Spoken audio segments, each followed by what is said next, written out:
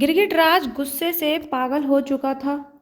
गिरगिटराज का प्रतिशोध अब साकार होने को था। उसने जिस कुटिल योजना को महीनों पहले सोचा था, आज वही योजना अपने पूरे प्रभाव के साथ विजयनगर में प्रकट हो चुकी थी।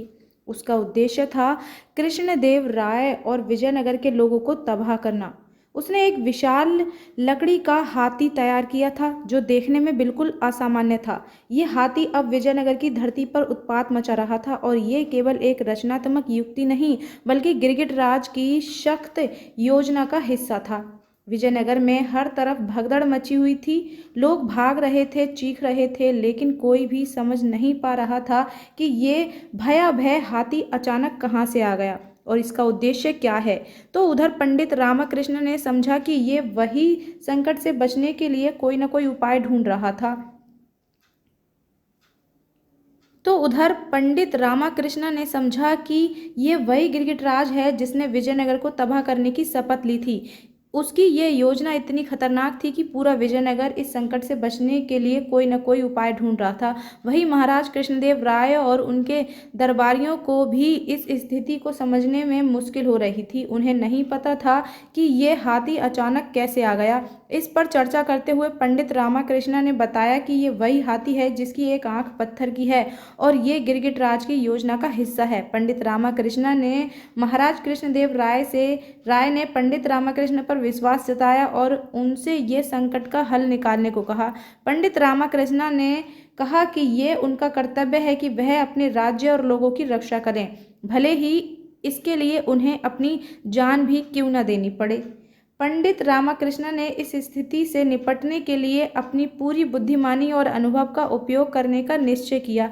इस बीच गिरगिटराज ने सुल्तान से कहा कि अब वह अपने गज शस्त्र के साथ विजयनगर पर हमला करेगा। उसका उद्देश्य था कृष्णदेव राय से बदला लेना और पूरे विजयनगर को मिटा देना। इस समय गिरगिटराज ने अपनी योजना को पूरा करने के लिए अपनी पूरी ताकत झोंक दी थी। उसका गुस्सा और प्रतिशोध उसे अंधेरे रास्ते पर ले जा रहा था। उसने यह फैसला किया उसने यह फैसला किया था कि अब विजयनगर के लोगों को उसकी वजह से मौत का सामना करना पड़ेगा। इस बीच पंडित रामकृष्ण दरबार पहुंचे। वह पूरी तरह से सचेत थे और समझ गए थे कि विजयनगर के लिए ये संकट कितना बड़ा है। पंडित रामकृष्ण ने अपने दिमाग से काम लिया और ठान लिया कि वह इस संकट का हल जरूर निकालेंगे। वह जानते थे कि ये समय विजयनगर को बचाने का है और इसके लिए उन्हें अपनी पूरी समझ और बुद्धि का इस्तेमाल करना होगा।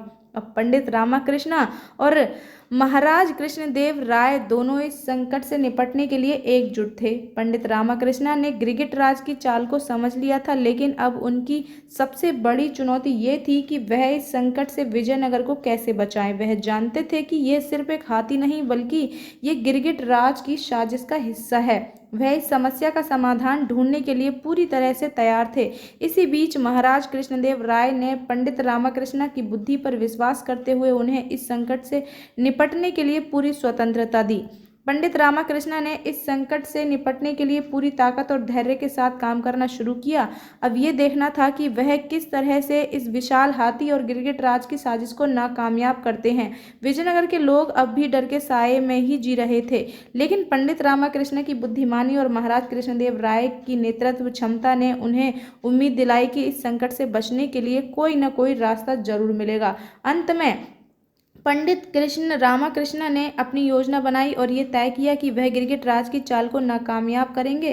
वह इस संकट से विजयनगर को बचाने के लिए पूरी ताकत लगा देंगे। अब ये देखना है कि पंडित रामकृष्ण की योजना कितनी सफल होती है और वह क्या विजयनगर को क्या बचा पाएंगे। आपको क्या लगता है, कमेंट करके जरूर बताइएगा और आगे ऐसे ही लेटेस्ट अपडेट्स पाने के लिए चैनल को भी सब्सक्राइब जरूर कर लें।